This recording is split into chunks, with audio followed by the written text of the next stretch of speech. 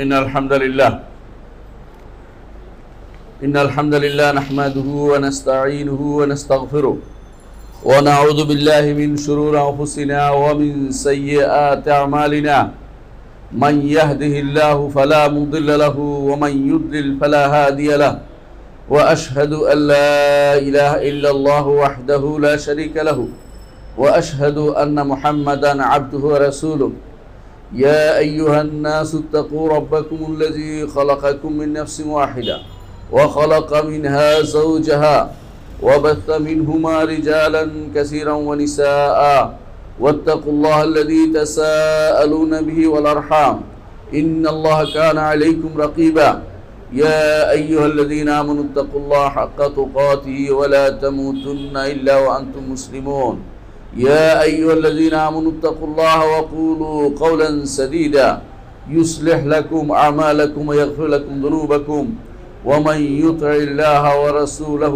فقد فاز فوزا عظيما أما بعد فإن أصدق الحديث كتاب الله وخير الهدي هدي محمد صلى الله عليه وسلم وشر الأمور محدثاتها وكل محدثة بدعة وكل بدعة ضلالة وكل ضلالة في النار أيها الناس اتقوا الله فإن الله عز وجل فرض علينا التقوى والرسول صلى الله عليه وسلم كان يوصينا بالتقوى والتقوى زاد الأولين والآخرين ومن يتق الله يجعل له مخرجا ويرزقه من حيث لا يحتسب ومن يتق الله يجعل له من كل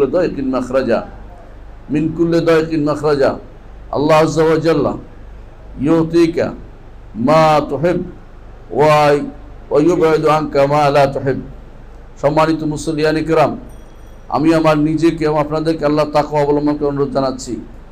যেই তাকওয়া অবলম্বন করলে আল্লাহ তাআলার জান্নাতে যেতে পারবো, যেই তাকওয়া অবলম্বন না করলে জান্নাতে যাওয়ার সুযোগ নেই। তাকওয়া অবলম্বনের প্রথম দাবি হচ্ছে কি জিনিস থেকে আপনি বেঁচে থাকবেন তা জানা। তাকওয়া অবলম্বন অর্থই হচ্ছে এমন কিছু জিনিস আপনাকে জানতে হবে যা জানার কারণে আপনি আল্লাহর অবাধ্যতা থেকে বেঁচে যাবেন, আল্লাহর আনুগত্য করবেন এবং আল্লাহর যেখানে যেটা খুশি সেটা সারাক্ষণ সেটার পিছনে দৌড়াবেন। এই জন্য জ্ঞান অর্জন হচ্ছে, ইলম অর্জন হচ্ছে প্রথম কর্তব্য। তাকওয়ার আগে আপনাকে জানতে হবে কোন জিনিস থেকে আপনি বাঁচবেন। তাকওয়া হচ্ছে যুগে যুগে আলেমরা ব্যাখ্যা করেছেন এরকম, কণ্ঠকাকীর্ণ পথে চলা, কাঁটাযুক্ত পথে চলা। কাঁটাযুক্ত পথে চলতে হলে যেভাবে কাপড় গুটিয়ে মানুষ চলে, কাপড় গুটিয়ে চলে যাতে করে কাঁটায় লেগে না যায়, দুনিয়ার বুকে চলতে হলে আপনাকে সেরকম চলতে হবে গুনাহ যেন আপনাকে পেয়ে না বসে, কুফর যেন পেয়ে না বসে, শিরিক যেন আপনাকে না ধরতে পারে, আপনাকে যেন মুনাফিকি আপনাকে যেন আচরণ না কাটতে পারে। সেই জন্য আপনাকে সবসময় আপনার প্রতিটি কর্মকাণ্ডে সাবধান থাকতে হবে যাতে কোনো কাঁটা আপনাকে বিদ্ধ করতে না পারে। এই সমস্ত গুণাগুলি হচ্ছে কাঁটার মতো। দুনিয়াতে আপনাকে চলতেই হবে হায়াত যতটুকু আল্লাহ দিয়েছেন। সুতরাং এই কাঁটাগুলো আপনাকে আগে জানতে হবে এবং কোন আমলটা করলে আপনি এগুলি থেকে বাঁচতে পারবেন সেটাও আপনাকে জানতে হবে। গত খুতবাতে আমি আলোচনা করেছিলাম যে কিছু ইলম আছে ওয়াজিব, কিছু ইলম আছে মুস্তাহাব। কিছু ইলম জানতেই হবে, না জানলেই নয়। আর কিছু ইলম আছে যা জানা ভালো, না জানলে আপনার কোনো অসুবিধা হবে না। আবার কিছু ইলম আছে জানলে আপনার ক্ষতি হবে, উপকার হবে না। যেটা ক্ষতি হবে সেটা এমন জিনিস যেটা আপনি জানা, এমন দুইটা জিনিসকে বলা হয়, জানলেন আমল করলেন না, এটা আপনার জন্য ক্ষতির কারণ হবে। কারণ আপনার বিরুদ্ধে সেটা তখন প্রমাণ হিসাবে উপস্থিত হবে। আপনি জেনেছেন আল্লাহর কথা, রাসূলের কথা, কিন্তু আপনি আমল করলেন না, এটা আপনার বিরুদ্ধে যাবে। কারণ আল্লাহ তাআলা বলেছেন লিমা তাকুলুনা মা লা তাফআলুন, কেন বলো যা তোমরা করো না। অর্থাৎ অবশ্যই জানলে সেটার প্রমাণ, সেটার অনুসারে আমল করতে হয়। জানলে সেটা অনুসারে আমল করতে হয়, না হলে আল্লাহ তাআলা আপনাকে পাকড়াও করবেন। ইলম দাবি করে যে সেটা অনুসারে আমল করা, না হলে ইলমও চলে যায়, এটা একটা অর্থ। আরেক অর্থ হচ্ছে ওই ইলম যে ইলম কোনো উপকার লাগে না, দুনিয়া এবং আখিরাতের কোনো উপকারে লাগে না, ক্ষতি করে, শুধুমাত্র আপনার ঈমানের ক্ষতি করে। আপনার আমলের ক্ষতি করে, আপনার বিশ্বাসের ক্ষতি করে, আপনার যাবতীয় আল্লাহ তাআলা সংক্রান্ত যাবতীয় কর্মকাণ্ডের ক্ষতি করে, এই সমস্ত ইলম পড়া যায় না, ওগুলো শেখা যায় না। আজ অনেক গ্রন্থ বের হয়েছে, বই বের হয়েছে, এগুলো অনেক কিছু আপনাকে দিবে পড়ার জন্য, ওগুলি পড়ে আপনি ক্ষতিগ্রস্ত হবেন। ওই সমস্ত বই পড়া যাবে না, কারণ পড়লে ওই ইলম আপনার ক্ষতি করবে। এই জন্য যুগে যুগে আলেমরা বিভিন্ন বই থেকে সাবধান করতেন, বিভিন্ন গ্রন্থ থেকে সাবধান করতেন। এমনকি কোনো কোনো বড় আলেমের গ্রন্থ থেকেও মানুষ সাবধান করেছে। যেমনিভাবে ইহয়া উলুমুদ্দিন থেকে আলেমরা সাবধান করেছে, যেমনিভাবে কিমিয়া সাআদত থেকে আলেমরা সাবধান করেছে, যেমনিভাবে ইমাম রাজির বই থেকে আলেমরা সাবধান করেছে। এভাবে অনুরূপভাবে যুগে যুগে শাহরাস্তানির বই থেকে আলেমরা সাবধান করেছে। কেন সাবধান করেছে? কারণ এগুলি পড়লে আপনার অন্তরে সন্দেহ ঢুকে যাবে, আপনি সেগুলি থেকে আর বের হইতে পারবেন না, আপনি ক্ষতিগ্রস্ত হবেন। সেই জন্য কিছু ইলম আছে যে ইলম আপনার না জানাই ভালো, ওই ইলম জানা আপনার উপর ওয়াজিব না, মুস্তাহাব না, বরং গুনার কারণ হয়ে যায়। সেগুলি বাদ দিয়ে বাকি দুই প্রকার ইলম আছে। কোনো ইলম হচ্ছে আপনাকে জানতেই হবে, আর একটা হচ্ছে জানা ভালো। আমরা এই গত খুতবাতে আলোচনা করেছিলাম যা আপনাকে জানতেই হবে তার কিছু অংশ আলোচনা করেছিলাম। আজকে ইনশাআল্লাহ যা আপনাকে জানতে হবে তার বাকি অংশে আরো কিছু অংশ ইনশাআল্লাহ আলোচনা করব। যা আপনাকে জানতেই হবে সেগুলি কি? গত পর্বে আমরা বলেছিলাম যে তিনটি জিনিস আপনাকে জানতেই হবে। একটি হচ্ছে কিসের উপর কোন ইমানের কোন অংশের উপর আপনার ইমান আনা আবশ্যক, অর্থাৎ ইমানের কতটুকু আপনার থাকতেই হবে। দ্বিতীয় হচ্ছে ইসলামের কতটুকু আপনার থাকতেই হবে, ইমান ওয়াজিব ইমান যেটাকে বলা। আরেকটা হচ্ছে ওয়াজিব ইসলাম আপনার থাকতে হবে, অর্থাৎ আমল যেটা, কতটুকু ইমান আপনার থাকতে হবে, কতটুকু আমল আপনার থাকতেই হবে। আর 3 নম্বর হচ্ছে কতটুকু ইহসান আপনার থাকতেই হবে। এই তিনটি জিনিস হাদিস জিবরিলে এসেছে। আমরা শুধু সেগুলির ব্যাখ্যাই করব। হাদিস জিবরিলকে রাসূলুল্লাহ সাল্লাল্লাহু আলাইহি ওয়াসাল্লাম ঘোষণা করেছেন, জাআকুম জিবরিল ইউআল্লিমুকুম দীনাকুম, তোমাদের জন্য জিবরিল এসেছিলেন, তিনি তোমাদেরকে দ্বীন শিক্ষা দিবেন। এর অর্থ হচ্ছে হাদিসে জিবরিল হচ্ছে আপনার জীবনের জন্য পাথেয়। এইটা আপনাকে জানতেই হবে, প্রত্যেকটা অংশ আপনার জানা জরুরি। এর মধ্যে প্রথম যেটা সেটা হচ্ছে যে যার উপর আপনাকে ঈমান আনতেই হবে, ঈমানের অংশটুকু, ইলমের অংশটুকু, জানার অংশটুকু, এটা আপনার লাগবেই। সেটা কি? তা হচ্ছে রব্বুল আলামিনকে চেনা, রবকে জানা, মান রব্বুকা, তোমার রবকে, এটা জানা। আর এটা জানতে হলে প্রথমেই আপনাকে ঈমান সম্পর্কে জানতে হবে, এবং ঈমান কিসের মাধ্যমে হয় তা জানতে হবে। ঈমান কিভাবে হয়, ঈমানের মুতাকাওয়ান কি, ঈমানের ইনগ্রিডিয়েন্টস কি, তা জানতে হবে। ঈমান কাকে বলে? আমাদের সমাজে প্রচলিত আছে ঈমান অর্থ বিশ্বাস। এটা আসলে সালফে সালিহিনের বক্তব্য নয়। সালাফি কোনো আলেম এটা বললে বুঝতে হবে তার এখনো আকীদাতে ঘাটতি রয়েছে। ঈমান অর্থ বিশ্বাস নয়, ঈমান অর্থ হচ্ছে স্বীকৃতি প্রদান করা। ঈমান অর্থ স্বীকৃতি প্রদান করা, কারণ কুফর অর্থ অবিশ্বাস করা, কুফর অর্থ অস্বীকার করা। এর অর্থ হচ্ছে ঈমান অর্থ স্বীকার করা। একটি বিপরীতকে শিক্ষা দেয়। আপনি বুঝতে পারেন যখন আপনার কুফরি অর্থ ইন্নাল্লাযীনা কাফারু, নিশ্চয়ই যারা অস্বীকার করেছে, অর্থাৎ আর নিশ্চয়ই যারা ইন্নাল্লাযীনা আমানু, নিশ্চয়ই যারা ঈমান এনেছে, যারা স্বীকার করেছে। কি স্বীকার করবে, কিসে স্বীকার করবে? দুটি জিনিস আমাদের জানতে হবে। এক নম্বর হচ্ছে কিসের স্বীকৃতি দিবেন। আপনি স্বীকৃতি দিবেন, অন্তরে স্বীকৃতি দিবেন, মুখে স্বীকৃতি দিবেন, এবং স্বীকৃতি দিবেন আপনার নিজের কর্মকাণ্ডের মাধ্যমে সেটার প্রমাণ স্বীকৃতি দিবেন। এটাকে বলা হয় আল তাসদীকু বিল জিনান ওয়াল ইকরারু বিল লিসান ওয়াল আমালু বিল আরকান। এই তিনটি জিনিস, অর্থাৎ আপনার অন্তরের স্বীকৃতি, মুখের স্বীকৃতি, কর্মকাণ্ডের মাধ্যমে স্বীকৃতি, তিনটি জিনিস পূর্ণতা না হলে ঈমান হয় না। গত পর্বে বিষয়টা নিয়ে আলোচনা করেছিলাম যে তিনটি জিনিসের মধ্যে যদি ঘাটতি হয়, ঈমানের মধ্যেও ঘাটতি চলে আসে। এমন একটা পর্যায়ে আসে যখন আর ঈমান থাকে না, অবশিষ্ট থাকে না, এমন পর্যায়ে চলে যায়।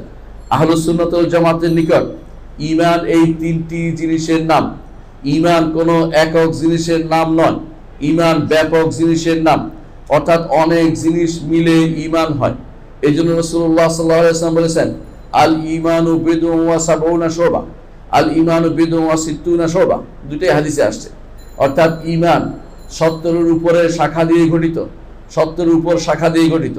আরেক বর্ণনা আছে ঈমান 60-এর উপর শাখা দিয়ে গঠিত।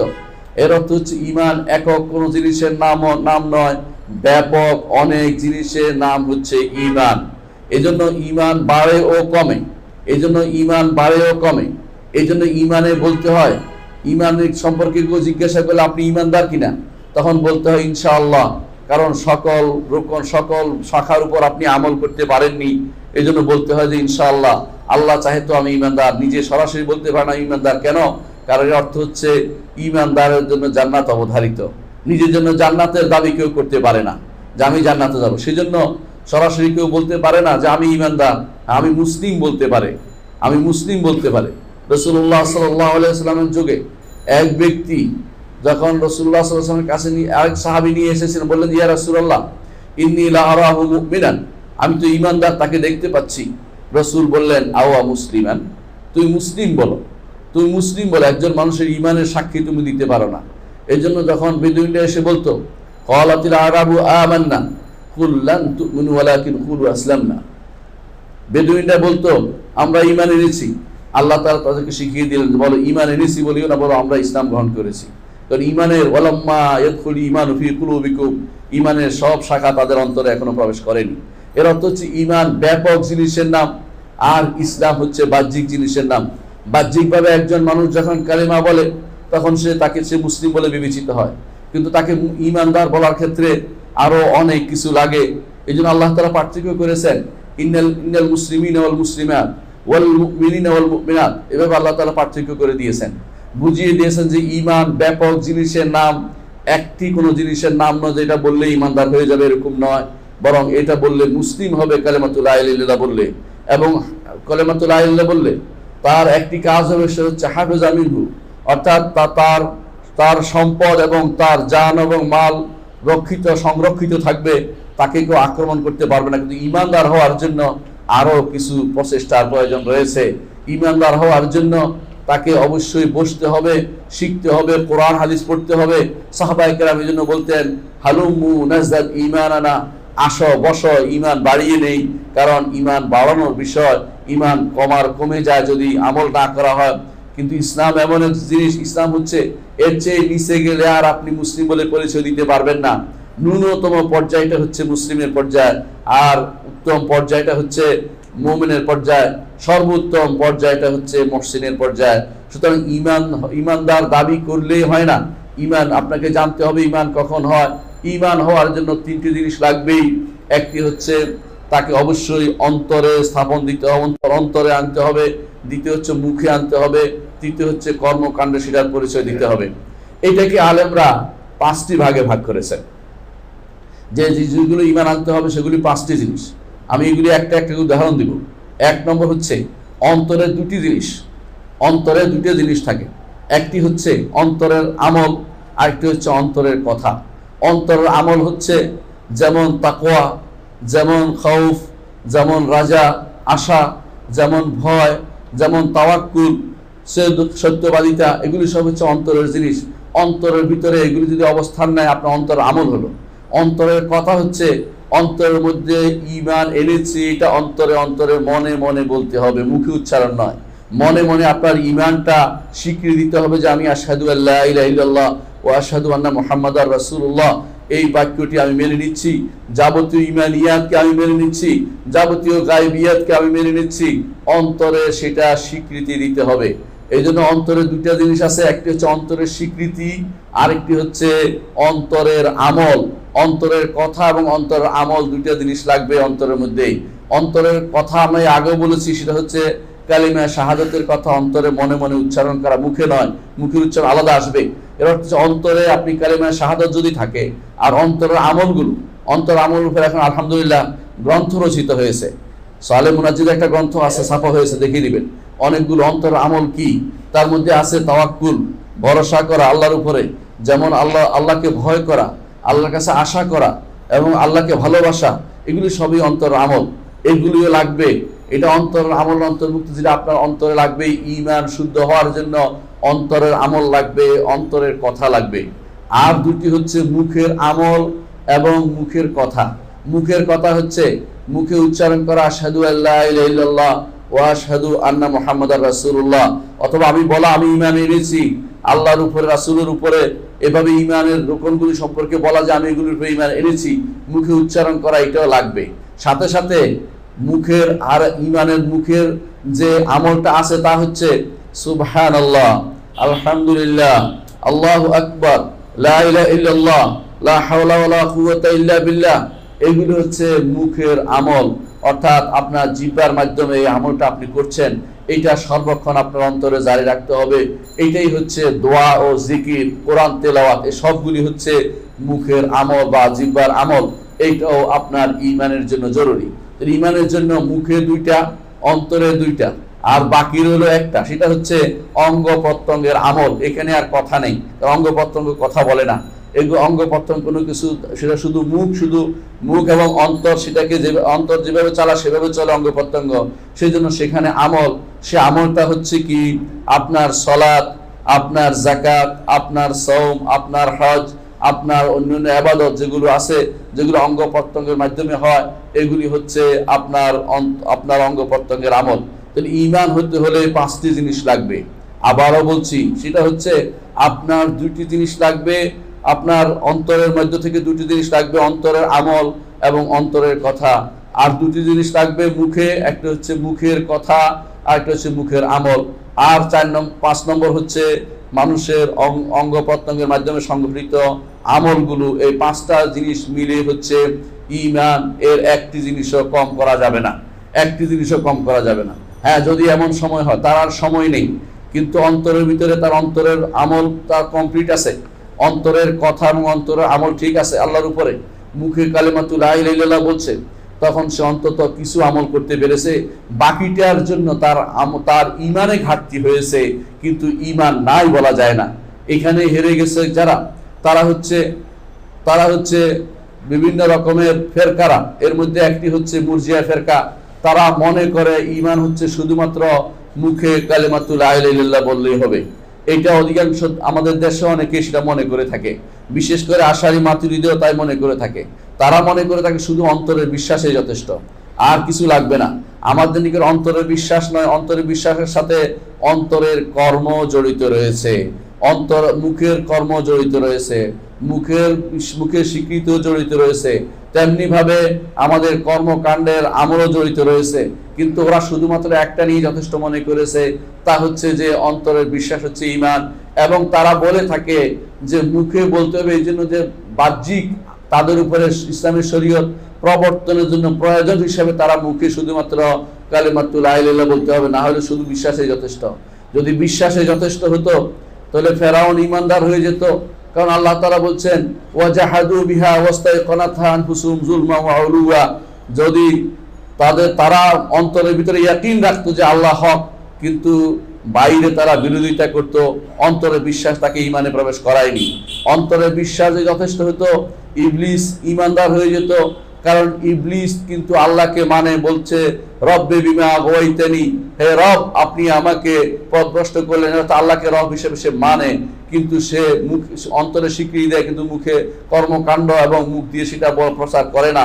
এর অর্থ হচ্ছে যে তা এইভাবে শুধু অন্তরের স্বীকৃতি দিয়ে কেউ ঈমানদার হইতে পারে না। অনুরূপভাবে মুরজিয়া ফেরকার লোকেরা বলে মুখে শুধুমাত্র লা ইলাহা ইল্লাল্লাহ বললে ঈমানদার হয়ে যাবে। এইটা যদি হয় তাহলে মুনাফিকরা সব ঈমানদার হয়ে যেত, কারণ মুনাফিকরা সবসময় লা ইলাহা ইল্লাল্লাহ বলে। আজও বিশাল জনগোষ্ঠী লা ইলাহা ইল্লাল্লাহ বলে জান্নাত পেতে চায় না। ভাই, আপনার ঈমান আপনার বোঝা যায় আপনার কর্মকাণ্ডের মাধ্যমে। আপনি কি বিশ্বাস করেন তা স্পষ্ট। আপনি বিশ্বাস করেন যা স্পষ্ট আপনার শিক্ষা দীক্ষার মাধ্যমে, আপনার পরিচালনার মাধ্যমে, আপনি যা যা করেন, আপনি যা যা বিশ্বাস করেন, আপনার অন্তর থেকে আপনার কর্মকাণ্ড তা বের হয়। আপনি যখন আল্লাহর দ্বীনকে শিক্ষা দিবেন না সিদ্ধান্ত নিয়েছেন, আপনি যখন আল্লাহর দ্বীনকে শিখাবেন না সিদ্ধান্ত নিয়েছেন, নিজে শিখবেন না সিদ্ধান্ত নিয়েছেন, এর অর্থ হচ্ছে আপনি মুখে যা বলছেন তা অন্তরের মিল নেই এবং আপনার কর্মকাণ্ডের তা মিল নেই, আপনি মুনাফিকি চরিত্র অবলম্বন করে আছেন। এজন্য যারাই এই রকমের ঈমান নিয়ে আসে, তাদের ঈমানটা শুদ্ধ নয়। ঈমান শুদ্ধ হইতে হলে 5টি জিনিস লাগবে, যা আমি উল্লেখ করেছি। অন্তরের 2টি জিনিস, মুখের 2টি জিনিস এবং আপনার অঙ্গ প্রত্যঙ্গের একটি জিনিস, এই 5টি জিনিস লাগবেই ঈমান শুদ্ধ হওয়ার জন্য। অথচ এগুলি সবগুলি দলিল দিতে গেলে অনেক সময় আমার লাগবে, আমি সবগুলি দলিল দিচ্ছি না, আমি শুধু জানিয়ে দিচ্ছি এই বিষয়টা, যে এই বিষয়টা যতক্ষণ পর্যন্ত একজন ঈমানদার ধারণ না করবে ততক্ষণ পর্যন্ত তিনি ঈমানের মধ্যে তার ঘাটতি হবে, অথবা ঈমান তার চলে যাবে, এই অবস্থায় থাকবে, ওই অবস্থায় থাকবে। যদি অন্তরের বিশ্বাসের ক্ষেত্রে ঘাটতি দেখা দেয়, অন্তরের আমলের ক্ষেত্রে ঘাটতি দেখা দেয়, তাহলে তার একটু কমলো। মুখের স্বীকৃতির ক্ষেত্রে ঘাটতি দেখা দিলে একটু কমলো, আমলের ক্ষেত্রে ঘাটতি দিলে আর একটু কমলো, আবার বাহ্যিক অঙ্গ প্রত্যঙ্গের মধ্যে আমল না করলে আর একটু কমে যায়। এইভাবেই ধীরে ধীরে ঈমান একবারে নিঃশেষ হয়ে যায়, ঈমান বাড়ে ও কমে। সলফে সালেহিন এই বক্তব্য সবসময় বলেছেন। ইমাম বুখারী রাহমাতুল্লাহ আলাইহি বলেছেন, আমি 1000 মুহাদ্দিস থেকে হাদিস নিয়েছি, 1000 ওস্তাদ থেকে হাদিস নিয়েছি, কিন্তু এমন কারো থেকে হাদিস নেইনি যে ব্যক্তি বলে ঈমান বাড়ে না কমে না, তার থেকে আমি কোনো হাদিস নেইনি। এর অর্থ হচ্ছে আজ আমাদের যে সমস্ত প্রতিষ্ঠানগুলোতে, ইসলামিক প্রতিষ্ঠানগুলোতে পড়ানো হচ্ছে ঈমান বাড়ে না কমে না, সেগুলোর ব্যাপারে সাবধান হতে হবে। অনেক আলেম তৈরি হচ্ছে সেভাবে বলে থাকে, অথচ আল্লাহ তাআলা কোরআনে কারীম উল্লেখ করেছেন লিয়াজদাদাল্লাযিনা আমানু ঈমানা, আল্লাহ ঈমান বাড়িয়ে দেন। আবার রাসূল বলেছেন যে ঈমান কমে, এমনকি হাব্বাতা খারদালিন মিন ঈমান, কারো অন্তরে এক রাই পরিমাণ ঈমান অবশিষ্ট থাকে, এটাও রাসূলুল্লাহ সাল্লাল্লাহু আলাইহি ওয়াসাল্লাম বলেছেন। আবার বলেছেন রাসূল তাদের অন্তরে ঈমানের রাই পরিমাণও অবশ্য থাকে না। এর অর্থ হচ্ছে ঈমান কোনো একক জিনিসের নাম নয়, ব্যাপক জিনিসের নাম, এবং সেটা অনেকগুলো জিনিস দিয়ে তৈরি হয়েছে। কমে বাড়ে, কিছু কমে যায়, কিছু যুক্ত হয়। যখন আপনি কোরআন তেলাওয়াত করবেন, রাসূলের কথা শুনবেন, আখিরাতের কথা আপনার আলোচনা আসবে, কবরের কথা চিন্তা করবেন, আপনার ঈমান বর্ধিত হবে। আবার যখন দুনিয়ামুখী হয়ে যাবেন তখন আবার ঈমান কমতে থাকবে। এই জন্য হানজালা রাদিয়াল্লাহু আনহু একদিন রাসূলুল্লাহ সাল্লাল্লাহু আলাইহি ওয়াসাল্লামের সাহাবীদের কাছে বললেন যে আমি তো মুনাফিক হয়ে গেছি, আমি তো মুনাফিক হয়ে গেছি। তখন সাহাবায়ে কেরাম এসে বললেন যে ইয়া রাসূলুল্লাহ, নাফাকা হানজালা, হানজালা তো মুনাফিক হয়ে গেছে।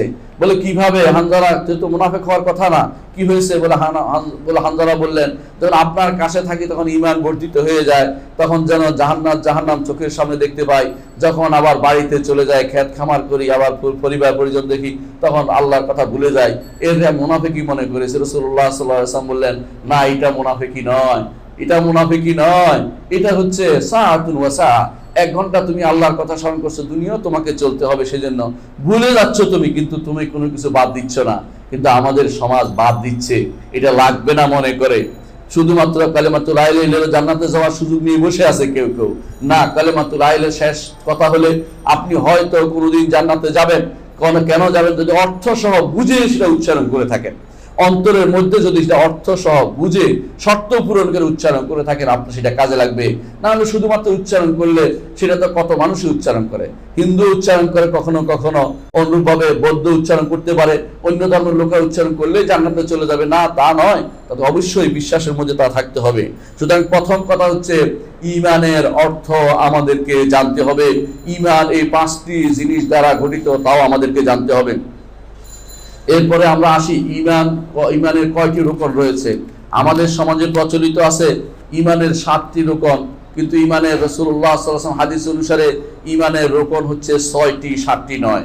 যারা কি করে, একটি হাদিস আছে রাসূলুল্লাহ সাল্লাল্লাহু আলাইহি ওয়াসাল্লাম, হাদিস জিবরিল যেটা বলেছেন যে 6টি রোকনের কথা বলেছেন, সেটা হচ্ছে ঈমান বিল ইয়াউমিল আখির, ইয়াউমুল আখিরের উপর ঈমান। এটাই কিন্তু বাদাল মউত, মৃত্যুর পরে পুনরুত্থান একই জিনিস। তারা একই জিনিস 2 বার গণে। 2 বার গণার কোনো কারণ নেই। কারণ হচ্ছে অন্য হাদিসে যেখানে আসছে সেখানে ঈমান বিল ইয়াউমিল আখির আসে না, ঈমান বিল বাসিল আখির আসছে। একটাকে 2 বার গণনা করে 7টা ঈমান রোকন বানিয়ে নিয়েছে। ইচ্ছা করলে এরকম আরো বানাতে পারেন আপনি, কিন্তু রাসূলুল্লাহ সাল্লাল্লাহু আলাইহি ওয়াসাল্লাম হাদিস অনুসারে ঈমানের রোকন হচ্ছে 6টি। এর মধ্যে প্রথম হচ্ছে আল ঈমানু বিল্লাহ, আল্লাহর উপরে ঈমান আনা। এইটা হচ্ছে সমস্ত কিছুর এর উপরে নির্ভরশীল। আল্লাহর উপর ঈমান যার শক্তিশালী হবে, অন্যান্য জিনিসগুলো তার অটোমেটিকলি চলে আসবে। কেন চলে আসবে আমি বুঝিয়ে দিচ্ছি। ঈমান, আল্লাহর উপর ঈমান আনতে হলে মনে রাখতে হবে কিসের উপর ঈমান আনবেন? আল্লাহর সত্তার উপর ঈমান আনবেন, যে এরকম জাত আছে, এরকম একজন সত্তা আছে, এর উপর ঈমান আনবেন। দ্বিতীয়ত আল্লাহর কর্মের উপর ঈমান আনবেন, যে তিনি আছেন শুধু নয়, তিনি আরো সৃষ্টিকে আনয়ন করেছেন। তিনি শুধু আছেন তা নয়, তিনি আমাদেরকেও পৃথিবীতে অস্তিত্ব দিয়েছেন, এটাও বিশ্বাস করতে হবে। এই 2টা নাম হচ্ছে রুবুবিয়ত। এই 2টা নাম হচ্ছে রুবুবিয়ত, অর্থাৎ আল্লাহর অস্তিত্ব এবং তার কর্মকে স্বীকৃতি দেওয়ার নাম হচ্ছে রুবুবিয়ত। আর তারপরে স্বীকার করতে হবে যে আল্লাহর নাম আছে, গুণ আছে। আল্লাহর নাম আছে, গুণ আছে, শুধু আছে বললে হবে না, তার নাম আছে, গুণ আছে, এই দুইটার স্বীকৃতি দেওয়ার নাম হচ্ছে আসমা ও সিফাত। আল্লাহর নাম ও গুণের উপর ঈমান আনা, ঈমান বিআসমাইল্লাহি ওয়া সিফাতিহি। আর সর্বশেষ যেটা, সেটা হচ্ছে আল্লাহর অধিকার রয়েছে যে তিনি আমাকে সৃষ্টি করেছেন, এভাবে ছেড়ে দেননি। আফাহাসিবতুম আন্নামা খালাকনাকুম আবাদান ওয়া আন্নাকুম ইলাইনা লা তুরজাউন, তোমাদেরকে সৃষ্টি করেছি, রিজিক দিয়েছি, মালিক আমি, তোমাদেরকে আমি দুনিয়ার বুকে চলতে দিয়েছি, সব রকমের আসবাব মুহাইয়া করেছি, সব রকমের ব্যবস্থাপনা করেছি, সন্তান দিয়েছি, রিজিক দিয়েছি, পানি দিয়েছি, নিঃশ্বাস নিতে দিয়েছি। এই সব কিছুর বিনিময়ে তোমার কাছে শুধু একটি চাই, আমার ইবাদত করবে, যা আমার অধিকার। এই অধিকারে কাউকে তুমি অংশীদার করবে না। এইটাই হচ্ছে ঈমান বিউলুহিয়াতিল্লাহ। এই তিনটি জিনিস আমরা বলে থাকি, যে ঈমানের অর্থ, ঈমান বিল্লাহ, আল্লাহর উপর ঈমানের অর্থই হচ্ছে তিনটি জিনিস আপনাকে স্বীকৃতি দিতে হবে, কর্মকাণ্ডে মিলাতে হবে। একটি হচ্ছে যে একমাত্র আল্লাহ একজন সত্তা রয়েছেন, এটা এবং তার কর্ম রয়েছে, অর্থাৎ তিনি স্রষ্টা, আমরা সৃষ্টি, আর বাকি সব সৃষ্টি। এইটার নাম হচ্ছে আল্লাহর সত্তা এবং আল্লাহর কর্মে বিশ্বাস। এইটা হচ্ছে রুবুবিয়তে বিশ্বাস, এটাকে বলা হয় ঈমান বিরুবুবিয়াতিল্লাহ। এটা আরেক নাম হচ্ছে তাওহীদুর রুবুবিয়্যাহ, এটা আরেক নাম হচ্ছে তাওহীদুর রুবুবিয়্যাহ। এটার উপরে প্রথম ঈমান আনতে হবে। দ্বিতীয় ঈমান আনতে হবে যে যেই সত্তা তিনি স্রষ্টা, যেই স্রষ্টা যিনি সৃষ্টি করেছেন, তিনি সমস্ত সৃষ্টি যে তার কর্ম, তিনি এমন এক সত্তা যার অনেক নাম রয়েছে, অনেক গুণ রয়েছে। এগুলি অস্বীকার করলে আপনি আর তাওহীদবাদী হতে পারলেন না। এগুলি কোনোটা জেনে শুনে অস্বীকার করলে আপনি কাফের হয়ে যাবেন, ঈমানদার থাকতে পারবেন না। যদি আপনি অপব্যাখ্যা করেন, আপনি তখন ফেরকা ওলাদের অন্তর্ভুক্ত হয়ে যাবেন, কিন্তু অস্বীকার করলে আপনি ঈমান হারা হয়ে যাবেন। আল্লাহর নাম এবং গুণ স্বীকার করতে হবে। আর 3 নম্বর হচ্ছে আল্লাহর উলুহিয়াত বা ইবাদত স্বীকৃতি দিতে হবে, সেটাই হচ্ছে ঈমান বিউলুহিয়াতিল্লাহ। এটার আরেক নাম হচ্ছে তাওহীদুল উলুহিয়া, এটার আরেক নাম হচ্ছে আল্লাহর তাওহীদুল ইবাদা বা একমাত্র আল্লাহর ইবাদত করা, এটা হচ্ছে অধিকার।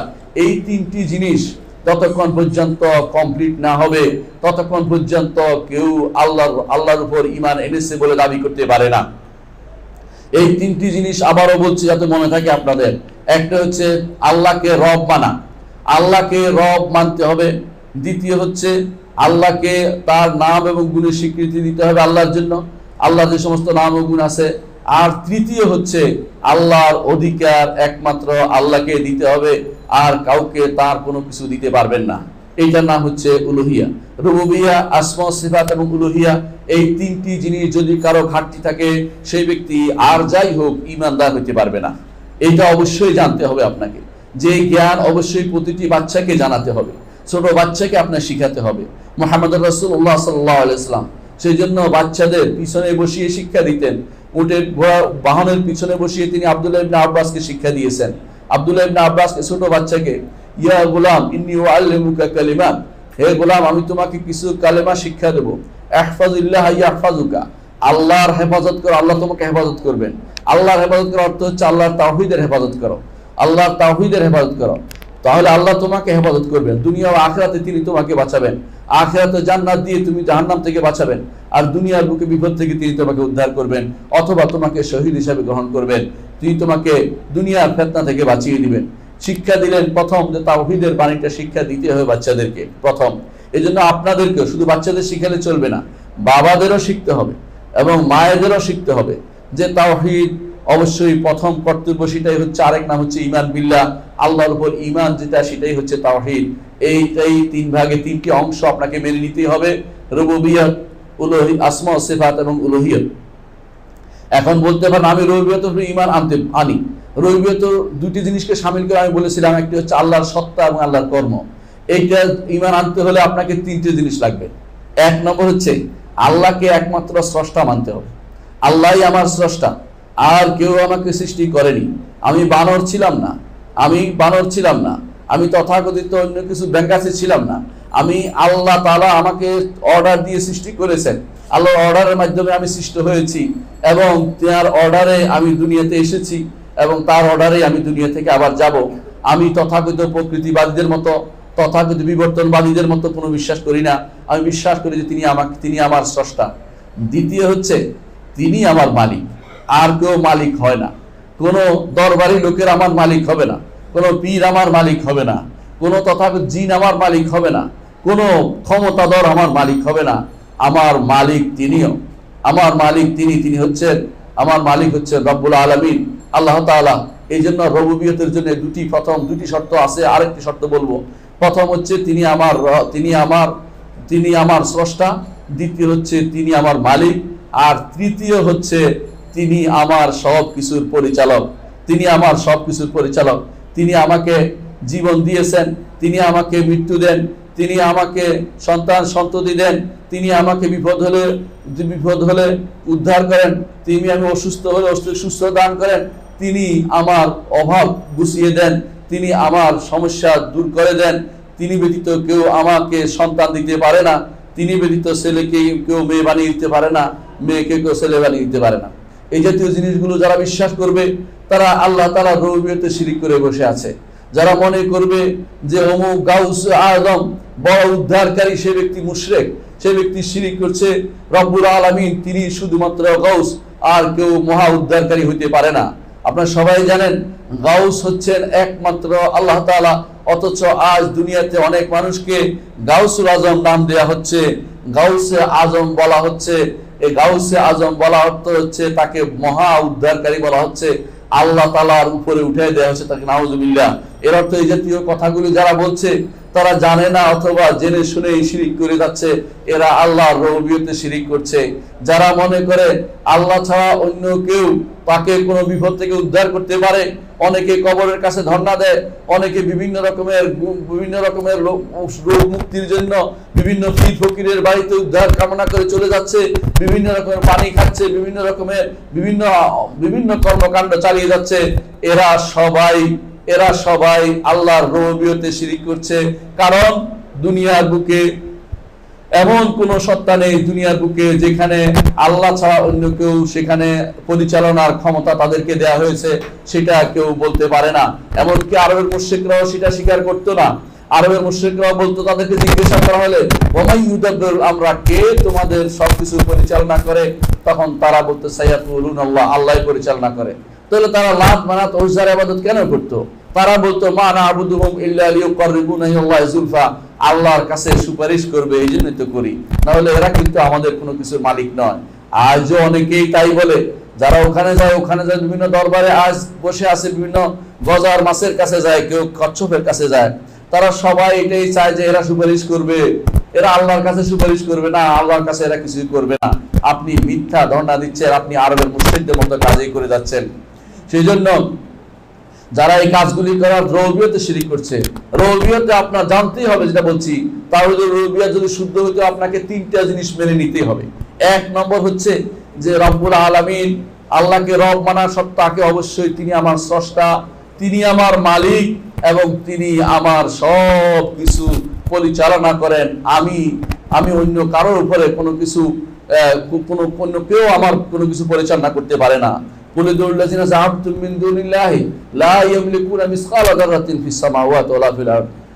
আসমান এবং জমিনে যাদেরকে তোমরা আহ্বান করো তারা আল্লাহর জমিনের কিছুই মালিক নয়, অর্থাৎ মালিক কে? আল্লাহ তাআলা, তিনি শুধুমাত্র মালিক। অনুরূপভাবে যে ওমা লাহুম ফীহিমা মিন শিরকিন, আসমান এবং জমিনের মালিক নয়, অনেকে বলতে পারে যে মালিক নয়, তবে হতে পারে বোধহয় অংশীদার। আল্লাহ বলছে ওমা লাহুম ফীহিমা মিন শিরকিন, মালিকও নয়, মালিকানা কেউ অংশীদারও নেই। আল্লাহ পরে আয়াতে বলেছেন যে এমনও নয় যে তারা কোনো সুপারিশও করতে পারবে আল্লাহর অনুমতি ছাড়া। তো একচ্ছত্র অধিপতি হচ্ছেন রব্বুল আলামিন।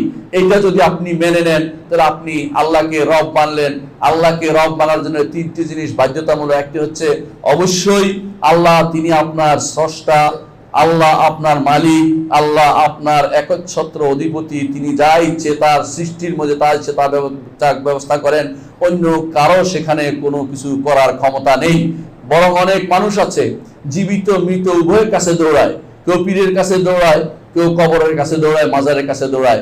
যারা এই জাতীয় দৌড় দিচ্ছেন, মনে করছেন, বিশ্বাস করছেন যে ওখানে তাদের কোনো ক্ষমতা আছে, তারাই আল্লাহর রুবুবিয়তে শিরিক করছেন। বরং আল্লাহ তাআলা ওমাই ইউদাব্বিরুল আমরা সবকিছু পরিচালক হচ্ছেন আল্লাহ তাআলা। সুতরাং আপনি যদি আল্লাহকে রব হিসাবে মানেন, তাহলে আপনাকে তিনটি জিনিস মানতে হবে। এক হচ্ছে আমার স্রষ্টা তিনি, আমার মালিক তিনি, আমার পরিচালক তিনি। এটা অবশ্যই প্রত্যেকটি মানুষকে জানতে হবে। দ্বিতীয় হচ্ছে আল্লাহ তাআলার নাম এবং গুণ, তাওহীদুল আসমা ওয়া সিফাত যেটাকে বলা হয়। এটা কেন দরকার? অনেকে হয়তো বলতে পারেন যে আমি তো আল্লাহকে মানছি, আর কিছু দরকার নেই। না, দরকার আছে। যদি আল্লাহকে আপনি তার নাম এবং গুণ সহ জানতে না পারেন, তাহলে আল্লাহকে আপনি যে কোনো জায়গায় মনে করবেন। আল্লাহ তাআলা নিজের পরিচয় দিয়েছেন ওয়াহুয়াল আলিয়ুল আযীম, ওয়াহুয়াল আলিয়ুল আযীম। আপনি সিজদায় বলেন সুবহান রাব্বিয়াল আলা, সুবহান রাব্বিয়াল আলা। আপনি যখন কিরাত পড়েন বলেন সাব্বিহ ইসমা রাব্বিকাল আলা। এর অর্থ হচ্ছে রব্বুল আলামিন সব কিছুর উপরে, এইটা তার একটা গুণ। আল্লাহর নাম হচ্ছে আল আলী, তিনি সবকিছুর উপরে। আল্লাহর নাম হচ্ছে আযীম, তিনি সবচেয়ে বড়। যদি সবচেয়ে বড় আপনি বিশ্বাস না করেন, তাহলে আপনি আল্লাহর ইবাদত করছেন না, আপনি এমন কোন সত্তার ইবাদত করছেন যাকে আপনি মনে মনে ধরে নিয়েছেন, আর কিছু নয়। এজন্য যত বেশি নাম জানবেন, যত বেশি গুণ জানবেন, আল্লাহকে তত বেশি চিনতে পারবেন। যদি আল্লাহকে চিনতে হয়, আল্লাহর ইবাদত করতে হয়, তাকে আপনাকে জানতে হবে। অনেক মানুষ আপনি তার নাম শুনেছেন, জানেননি। এর অর্থ হচ্ছে আপনি আসলে ভালো করে তাকে চিনতে পারেননি। যখন তার নাম জানবেন, গুণ জানবেন, তখন তাকে ভালো করে চিনেছেন, তখন আপনি তার সম্পর্কে ভালো ধারণা আসবে অথবা আরেক ধারণা আসবে। কিন্তু আল্লাহ সম্পর্কে জানতে হলে আপনাকে তার নাম এবং গুণের মধ্যে আপনাকে জানতে হবে। আল্লাহ নিজের পরিচয় দিয়েছেন, বলেছেন ওয়ালিল্লাহিল আসমাউল হুসনা ফাদউহু বিহা। আল্লাহর সুন্দর সুন্দর নাম রয়েছে, এগুলো দিয়ে তাকে ডাকো। যদি আপনি নাম না জানেন, তাহলে আপনি কিভাবে তাকে ডাকবেন? নাম দিয়ে তাকে ডাকতে হবে। যদি যখন আপনি জানবেন তিনি গফুর, তিনি ক্ষমাশীল, তখন আপনি বলবেন আল্লাহ আমি গুনাহ করেছি, আমাকে ক্ষমা করে দাও। যখন আপনি জানবেন তিনি রাহিম, দয়াবান, তখন আপনি বলবেন যে আল্লাহ আমার দয়ার দরকার, আমাকে আপনি দয়া করেন। যখন আপনি জানবেন যে তিনি আপনার গুনাহ গোপন করেন, তখন আপনি বলবেন আল্লাহ আপনি সিদ্দিক, আপনি আমাকে গোপন করেন, আমার ভুল ত্রুটি আপনি মানুষের কাছে প্রচার করে দিবেন না। এইভাবে প্রতিটি মানুষ আল্লাহ প্রত্যেকটি নাম নিয়ে আল্লাহকে ডাকতে হয়। আল্লাহকে ডাকা এটা নয় যে ইয়া হাই ইয়া কাইয়ুম বলতে থাকবেন অনবরত, এটা নয়, সাথে কিছু বলতে হবে। শিখিয়ে দিয়েছেন মুহাম্মদুর রাসূলুল্লাহ সাল্লাল্লাহু আলাইহি ওয়াসাল্লাম, বলতে হয় ইয়া হাইয়ু ইয়া কাইয়ুম বিরাহমাতিকা আস্তাগীস। অর্থাৎ ইয়া হাই ইয়া কাইয়ুম বলে এইটার দাবি অনুসারে চাইতে হবে। এটাই হচ্ছে আল্লাহকে ডাকা, এটা হচ্ছে আল্লাহকে ডাকা।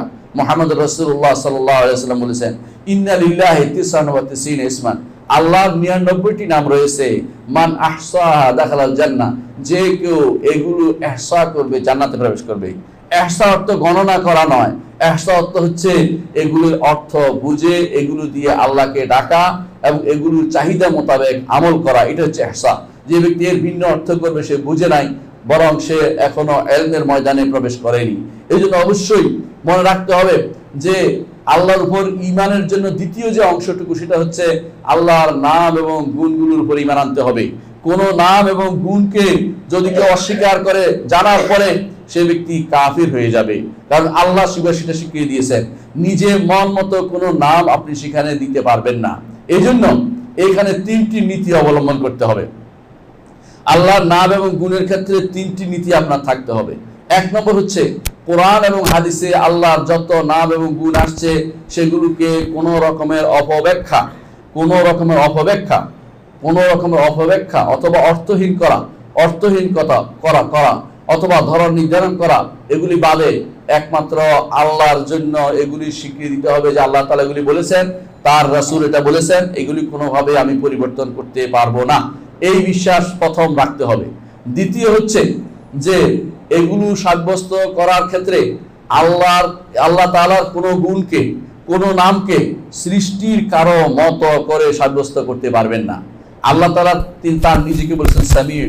আল্লাহ তাআলা বলেছেন লাইসা কামিসলিহি শাই ওয়া হুয়াস সামিউল বাসীর, তার মতো কোনো কিছু নেই, তিনি সর্বশ্রোতা সর্বদ্রষ্টা, তিনি বলেছেন। ঠিক বান্দাকেও বলেছেন হাল আতা আলাল ইনসানি হিনুম মিনাদ দাহরি লাম ইয়াকুন শাইআম মাযকুরা ইন্না খালাকনাল ইনসানা মিন নুতফাতিন আমশাজিন নাবতালিহি ফাজআলনাহু সামিআন বাসীরা। মানুষও সামিউ বাসীর, মানুষও দেখে এবং শুনে, আল্লাহও দেখেন এবং শুনেন, কিন্তু আল্লাহর দেখা এবং শোনা মানুষের দেখা এবং শোনা একরকম না, বরং বিশ্বাস করতে হবে যে আল্লাহ তাআলা তিনি যেভাবে ইচ্ছে তার শান শওকত সাথে জড়িত সেভাবে তিনি দেখেন, তিনি যেভাবে ইচ্ছে তার শান শওকত সেভাবে তিনি শুনেন। আর মানুষের শোনা হচ্ছে আল্লাহর পক্ষ থেকে দান করা, আর আল্লাহর পক্ষ থেকে মানুষের দেখা হচ্ছে আল্লাহর পক্ষ থেকে দান করা। আর আল্লাহ তাআলার শোনা এবং দেখা কারো পক্ষে দান করা নয়, তার সেটা তার সত্তাগত তার অধিকার। সেই জন্য তিনি দেখেন এবং শোনেন। একসাথে তিনি লক্ষ মানুষের বক্তব্য শোনেন। বাংলাদেশে এই মুহূর্তে হাজার হাজার লক্ষ লক্ষ খতিব বক্তব্য দিচ্ছে, বহু মানুষ আল্লাহর কাছে চাচ্ছে, একসাথে তিনি সবার বক্তব্য শুনতে পারেন, সবার কথা শুনতে পারেন, সবার ডাকে সাড়া দিতে পারেন। কিন্তু আপনি একজনের কথা শুনলে আরেকজনের কথা শুনতে পারেন না। তাহলে শ্রোতা হিসাবে আপনার মাঝে আল্লাহর মধ্যে বিশাল পার্থক্য রয়েছে, আল্লাহর মধ্যে বিশাল পার্থক্য রয়েছে। সেই হিসাবে প্রত্যেকটি নাম মিললেও অর্থের মধ্যে এবং অর্থ এবং বাস্তবতার মধ্যে বিশাল পার্থক্য থাকবেই। আল্লাহর নাম বান্দার নাম একরকম হয়ে গেলেই হলো না, মনে করতে হবে যে আল্লাহ তাআলার নাম একরকম হলে হয়নি, বরং আল্লাহ তাআলার সত্তার সাথে উপযুক্ত ভাবে সাব্যস্ত করতে হবে, আর বান্দার জন্য উপযুক্ত ভাবে সাব্যস্ত করতে হবে। রাসূলুল্লাহ সাল্লাল্লাহু আলাইহি ওয়াসাল্লামকে আল্লাহ তাআলা বলেছেন যে লাকাদ জাআকুম রাসূলুম মিন আনফুসিকুম আজিজুন আলাইহি মা আনিতুম হারিসুন আলাইকুম বিল মুমিনিনা রাউফুর রাহিম। ঈমানদারদের জন্য রাসূল হচ্ছেন রাউফ রাহিম, দয়ালু। আল্লাহ তাআলা সেটাই রাসূলুল্লাহ সাল্লাল্লাহু আলাইহি ওয়াসাল্লাম সাব্যস্ত করেছেন। রাউফ রাহিম আল্লাহর জন্য আল্লাহ নিজেও সাব্যস্ত করেছেন। তাহলে একরকম হয়ে গেল কিনা? না, একরকম না। আল্লাহর জন্য যেভাবে তার শান ও শওকতের সাথে উপযুক্ত সেভাবে সাব্যস্ত করতে হবে, বান্দার জন্য সেভাবে সাব্যস্ত করতে হবে। অর্থটাকে কোনোভাবেই বিকৃত করা যাবে না। অর্থ একই থাকবে যে তিনিও দয়ালু, মানুষও দয়ালু হতে পারেন, তবে তার দয়া হচ্ছে বিশাল, আর মানুষের দয়া হচ্ছে আল্লাহর দয়ার প্রভাব। আল্লাহ তাআলার দয়ালু হওয়ার প্রভাব মানুষের উপর পড়লে সেটা শুধুমাত্র তিনি দয়া করেন। রাসূলুল্লাহ সাল্লাল্লাহু আলাইহি ওয়াসাল্লাম রহমতের কথা বলেছেন। তিনি বলেছেন যে আল্লাহ তাআলা তার রহমতকে 100টা রহমত সৃষ্টি করেছেন। এই সৃষ্ট রহমতের এক ভাগ তিনি দুনিয়াতে ছেড়েছেন। আল্লাহর নাম ও গুণের রাহিম রহমান সিফাত কিছু ছাড়েন নাই, শুধু রহমত তিনি সৃষ্টি করেছেন 100টা, তার মধ্যে একটি রহমত তিনি দুনিয়াতে ছেড়েছেন। এতেই পিতা সন্তানের প্রতি আদর করে, বাচ্চা গরুর তার পা উঠিয়ে রাখে ছোট বাচ্চার উপর যেন তার পাটা না পড়ে দুধ খাওয়ানোর সময়। এগুলি সবই হচ্ছে একটি সৃষ্ট রহমতের প্রভাব আমাদের উপর পড়েছে, আমাদের মানুষের সৃষ্টির উপর পড়েছে। এর বাইরে আল্লাহ 100 রহমতের মধ্যে 99টা সৃষ্ট রহমত রেখে দিয়েছেন। হাসরের দিন তিনি ঈমানদারদের জন্য সেটা রেখে দিয়েছেন। আল্লাহু আকবার। এটা শুধুমাত্র সৃষ্ট রহমত। আল্লাহর নাম এবং গুণ, তিনি রহমান, তিনি রহিম, তিনি রাউফ, এগুলির কোনো অংশ কোনো মানুষের কাছে নেই। কেউ যদি সেটা দাবি করে তাহলে সেটা শিরক হয়ে যাবে। মানুষের রহমত এবং আল্লাহর রহমত একরকম না, এটা আমাদের জানতে হবে। বরং আল্লাহর রহমত যেটা আমাদের উপর তিনি একটা প্রভাব দিয়ে দিয়েছেন, ছেড়ে দিয়েছেন, সৃষ্ট একটা রহমত আমাদের মধ্যে দিয়েছেন, সেটাই আমরা করে থাকি। তাই দ্বিতীয় নীতি হচ্ছে আল্লাহর নাম ও গুণ সাব্যস্ত করার প্রথম নীতি বলেছি, কোরআন এবং সুন্নাহ যা এসেছে সেটা মেনে নিতে হবে, ঈমান আনতে হবে। দ্বিতীয় নীতি হচ্ছে যে কোরআন এবং সুন্নাহ যে সমস্ত আল্লাহর নাম এবং গুণ আসছে সেগুলোকে মানুষের মতো করে বিশ্বাস করা যাবে না, তবে অর্থ করতে হবে, অর্থ করে যেতে হবে। অর্থ না করলে আবার অসাব্যস্ত করা হবে। শুধু আপনি যদি বলেন যে বুঝলাম কিছুই বুঝলেন না, আসলে কিছুই বুঝেন নাই। অর্থটা বুঝতে হবে। অর্থ বুঝলে আপনি আল্লাহকে ডাকতে পারবেন, অর্থ না বুঝলে আল্লাহকে ডাকতে পারবেন না। যখন আপনি রহমান বুঝবেন, তিনি রহমশীল, দয়াশীল, তখন আপনি আল্লাহর কাছে চাইতে পারেন, আল্লাহ আমার প্রতি রহমত করো। অর্থ আপনাকে বুঝতেই হবে। আর তৃতীয় নীতি হচ্ছে যে এগুলোর ধরন পাওয়ার আশা ছেড়ে দিতে হবে। আল্লাহ তাআলা কিভাবে তিনি রহমান, কিভাবে তিনি রাহিম, কিভাবে তিনি রাউফ, এগুলোর ধরন পাওয়ার কিভাবে কি রকমে হইলেন, এই রকম পাওয়ার আশা ছেড়ে দিতে হবে। এইটা আপনি পাবেন না, কারণ তাকে দেখিনি, তার ধরন আমি জানি না, তার নাম এবং গুণের ধরন আমি জানতে পারবো না। এটাই বিশ্বাস করেন। এটা জানার কোনো সুযোগ নেই, তিনি আমাদের কাছে সেটা জানাননি। আল্লাহ এবং তার রাসূল যা আমাদের জানাননি সেটা গায়েবীর ভিতরে রয়ে গেছে। গায়েবী ইলম আমাদের কারো কাছে নেই, ধরন নির্ধারণ করা যাবে না। কিন্তু অর্থ সাব্যস্ত করে যেতে হবে। আহলুস সুন্নাত ওয়াল জামাত এভাবে বলে থাকেন যে তিনটি জিনিসের উপর ঈমান আমাদের লাগবে। তিনটি জিনিস, যদি আল্লাহর নাম এবং গুণের মধ্যে ঈমান আনতে হয়, আল্লাহর নাম এবং গুণের ঈমান আনতে হলে তিনটি জিনিস লাগবে। একটি, আবারও বলছি, একটি হচ্ছে এগুলো কোরআন এবং সুন্নাহ আসা প্রত্যেকটি নাম এবং গুণকে স্বীকার করে নিতে হবে, অর্থ সাব্যস্ত করা সহ। দ্বিতীয় হচ্ছে সৃষ্টির কারো মতো করে সেগুলো সাব্যস্ত করা যাবে না। তৃতীয় হচ্ছে সেগুলোর ধরন পাওয়ার আশা ছেড়ে দিতে হবে। তবে সবগুলির মূল কথা হচ্ছে অর্থ করতে হবে। যারা অর্থ করে না, বাহ্যিক অর্থ করে না, তারা পথভ্রষ্টতার মধ্যে তারা নিপতিত রয়েছে। তৃতীয়, আল্লাহর উপর ঈমানের তৃতীয় অংশ হচ্ছে আল্লাহর অধিকার সম্পর্কে আপনাকে সচেতন হতে হবে। অধিকার একমাত্র আল্লাহ যেটা প্রাপ্য সেটা আল্লাহকে দিতে হবে। এই বিষয়টি নিয়ে আগামী খুতবায় ইনশাআল্লাহ আলোচনা করব। আকুলু কওলি হাযা ওয়া আস্তাগফিরুল্লাহ লি ওয়া লাকুম ওয়া লিসাইরিল মুসলিমিন ফাস্তাগফিরু ইন্নাহু হুয়াল গাফুরুর রাহিম। ইন্নাল হামদালিল্লাহ নাহমাদুহু ওয়া নাস্তাঈনুহু ওয়া নাস্তাগফিরুহু ওয়া নাউযু বিল্লাহি মিন শুরুরি আনফুসিনা ওয়া মিন সাইয়্যাতি আ'মালিনা। মান ইয়াহদিহিল্লাহু ফালা মুদিল্লা লাহু ওয়া মান ইউদ্লিল ফালা হাদিয়া লাহু। ওয়া আশহাদু আল লা ইলাহা ইল্লাল্লাহু ওয়াহদাহু লা শারীকা লাহু ওয়া আশহাদু আন্না মুহাম্মাদান আবদুহু ওয়া রাসূলুহু। আম্মা বা'দ। সম্মানিত মুসলিয়ানি কেরাম, আমি আপনাদেরকে জানাচ্ছিলাম যে সমস্ত জিনিসের উপর আপনার জ্ঞান থাকতেই হবে, যা না জানলেই নয়। তার মধ্যে আমি শুধুমাত্র ঈমানের বিষয়ে, আল্লাহর উপর ঈমানের কিভাবে হবে এই বিষয়টি নিয়ে আলোচনা করেছিলাম।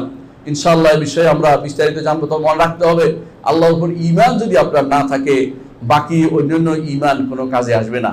এই জন্য আল্লাহর উপর ঈমানের অর্থ জানলাম আমরা। ঈমান বলতে পাঁচটা জিনিস কি বুঝে সেটা আমরা জানলাম, এবং আল্লাহর রুবুবিয়তের উপর ঈমান কাকে বলে সেটা জানলাম, আসমা সিফাতের উপর ঈমান কিভাবে হয় সেটা জানলাম, আর বাকি রইল আল্লাহর উবুদিয়ত বা ইবাদত উলুহিয়ত, এটার উপর ঈমান কিভাবে হবে সেটা আমরা ইনশাআল্লাহ জানবো। ইনশাআল্লাহ এগুলি যদি কোনো আমরা জেনে যাই, আমাদেরকে কেউ ধোঁকা দিতে পারবে না, আমাদের কেউ শিরকে নিপতিত করতে পারবে না, আমাদের কেউ পথভ্রষ্ট পথে নিয়ে যেতে পারবে না, আমাদের মধ্যে কেউ আশারি হবে না, মাতুরিদি হবে না, কেউ জাহমিয়া হবে না, কেউ ফেরকাবাজি করবে না। আমরা হব আল্লাহর সত্যিকারের বান্দা। আল্লাহ আমাদের সত্যিকারের বান্দা হিসেবে কবুল করুন।